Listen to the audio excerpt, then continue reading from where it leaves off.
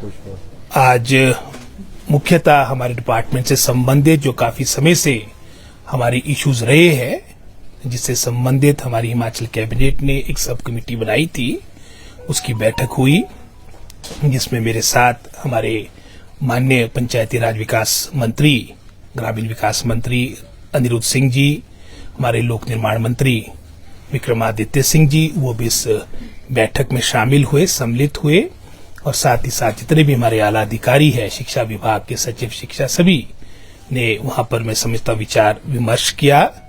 और जो मुख्य था, जैसे मैंने पहले कहा, जो ये कमेटी का गठन हुआ था, जो हमारे एसएमसी के पेंडिंग इश्यूज है, उसके बारे में गहन चिंतन किया गया कि किस तरह से उनकी समस्या या उनकी मांगों को मैं समझता उसका समाधान निकाला जा सके। साथ ही साथ कंप्यूटर टीचर्स, इनका भी काफी लंबे समय से हमारा मामला लंबित रहा है, और इन दोनों वर्गों से संबंधित जो इश्यूज थे, चाहे उसमें हम लीगली बात करें, क्योंकि बहुत सी बातें कोर्ट, हाई कोर्ट ही नहीं, सुप्रीम कोर्ट तक मामला उदाहरण के तौर पे आपका एसएमसी का गया है, और इन परिस्थितियों में किस तरह से समाधान निकाला जा सके, उस पर मैं समझता हूं काफी लंबे समय तक हमारा विचार विमर्श हुआ। और जहां तक इच्छा शक्ति की बात आती है, पॉलिटिकल विल की बात आती है, गवर्नमेंट चाहती है कि काफी समय से जो आपके ये अनरिजॉल्व्ड इश्यूज है, इसका समाधान निकाला जा सके। तो इससे संबंधित हमारी जो रिकमेंडेशंस होगी, जो हमारे सुझाव होंगे, सजेशंस होंगे, हम पुनः उसको कैबिनेट में प्रस्तुत करेंगे, और इसमें किस तरह से हम इस वर्ग को, चाहे एसएमसी टीचर्स की बात है, क्योंकि वर्षों से लगभग 2010 के उपरांत हमारे विशेषकर जो दुर्गम क्षेत्र ये अपनी सेवाएं दे रही है, और ये भी एक फैक्ट ऑफ द मैटर है कि इनका जो आपका मैं समझता हूँ ऑनरेरियम मिलता है, वो भी काफी कम है अगर आप कंपेयर करें जो हमारे रेगुलर एम्प्लॉयज है, कॉन्ट्रेक्चुअल एम्प्लॉयज है। और साथ ही साथ किस तरह से इनके लिए एक स्थायी नीति हो, ये सारी बातें मैं समझता हूँ इस पर चर्चा होकर, चाहे वो कंप्यूटर टीचर्स की बात है, ये सारी बातें हम शीघ्र कैबिनेट में ले जाएंगे, और कैबिनेट के द्वारा ही अंतिम रूप से जो हमारे सुझाव है, क्योंकि हमने उसमें 3-4 विकल्प रखे हैं, जो अंतिम निर्णय होगा वो हिमाचल कैबिनेट का होगा, हमारे प्रदेश कैबिनेट का होगा।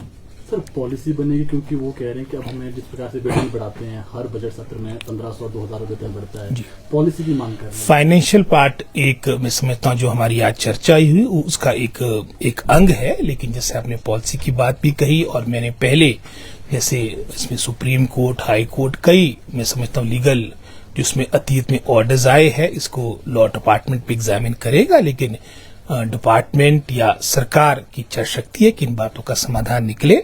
लेकिन इसमें जहां हमारे प्रथम चरण पे हमारी सब कमेटी की बैठक हो चुकी है, इसके उपरांत एक हमारा ये भी मैं समझता हूँ सुझाव रहेगा कि इसके लिए स्थायी समाधान, जैसे आपने नीति की बात की, कि आने वाले समय में इसका स्थायी समाधान भी निकाला जा सके। जो अनशन पे बैठे हैं एसएमसी के लोग, क्या उनसे कोई बात हो पाई है? उनसे बात हुई है, पहले बात हुई है उनसे, और मांगे उनकी यही है। और जहां तक वर्तमान सरकार की बात आती है, हमारा पूरी सहानुभूति उनके साथ है। हालांकि एसएमसी की नियुक्तियां बीजेपी गवर्नमेंट के टाइम शुरू में 2008 और 12 के बीच आपकी नियुक्तियां हुई थी, और उसके उपरांत कांग्रेस गवर्नमेंट के टाइम भी हुई, और पूरे 5 वर्ष पिछली सरकार के कार्यकाल के दौरान मात्र 1,500 की आपकी बढ़ोतरी हुई। आपके बहुत से एसएमसी के टीचर्स को भी निकाला गया।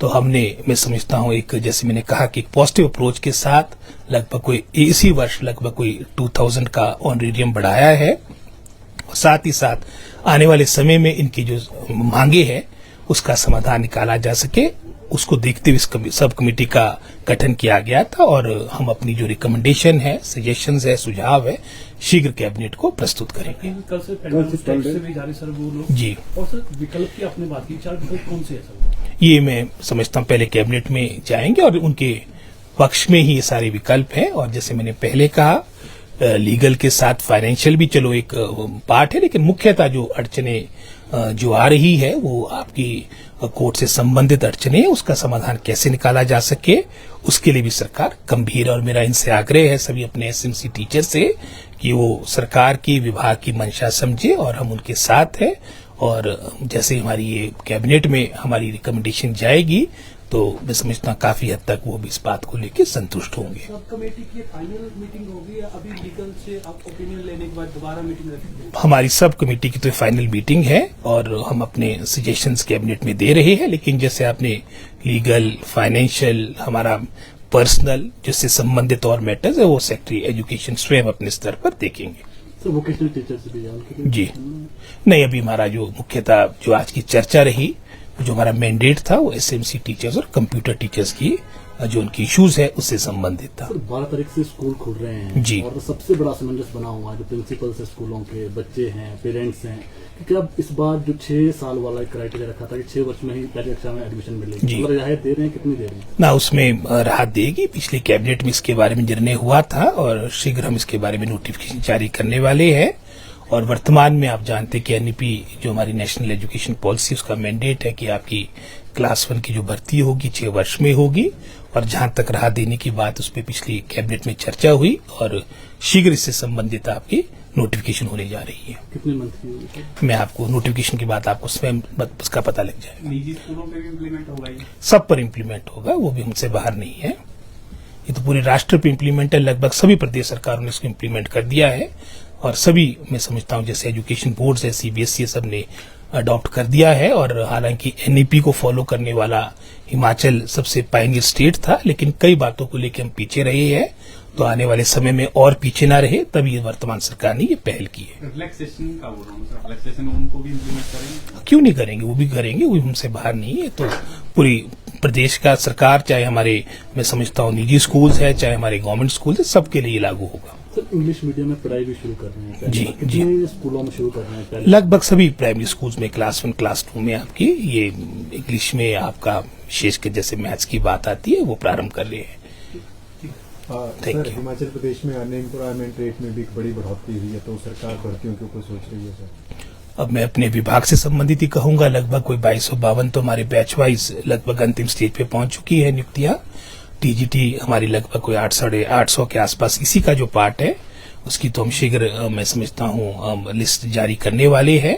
और जेबीटी जिसकी संख्या लगभग कोई 1200 के आसपास है, जो इसके माध्यम से हमारी आपकी नियुक्तियां हुई है, उसमें एक कंडीशन है कि हमको हाई कोर्ट की परमिशन लेनी पड़ेगी। हालांकि उसकी काउंसलिंग भी आपकी हो चुकी है शास्त्री की हमारी, क्योंकि उसमें आप जानते हो बीएड नॉन बीएड का एक इशू था, वो आपकी काउंसलिंग 10 तारीख तक कंप्लीट हो जाएगी और शीघ्र उसके उपरांत हम शास्त्री और जेबीटी से संबंधित मामले को कोर्ट में ले जाएंगे ताकि हमारे को वहां से भी मैं समझता हूँ नोट मिल जाए, क्योंकि हाईकोर्ट ने कहा है कि काउंसलिंग के बाद एक दफा हमारे को परमिशन हाईकोर्ट की लेनी पड़ेगी और टीजीटी में कोई इस तरह का बाध्य नहीं किया गया है, वो तो हम शीघ्र निकालने वाले हैं। और इसके अलावा भी जैसे मैंने कहा हमारी 585 पोस्टें पीजीटी की हमारा पूरा प्रयास है और टाइम टू टाइम हम टेकअप भी करें एक मिशन के साथ।